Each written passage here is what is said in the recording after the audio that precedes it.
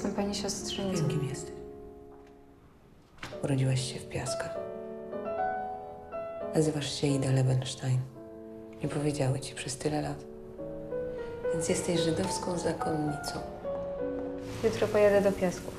Pojedziemy razem.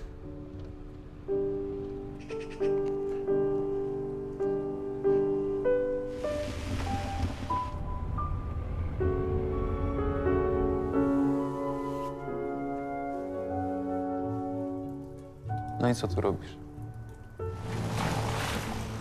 Znał pan Lebensteinów? Mieszkali tu przed wojną.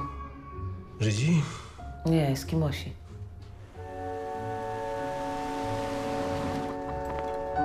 Oboje wiemy, do kogo należał ten dom. Tu nie mieszkali żadni Żydzi. Ja czuję, jak ktoś kłamie. Czego pan chce? Wiem, że mogę siostrze zaufać.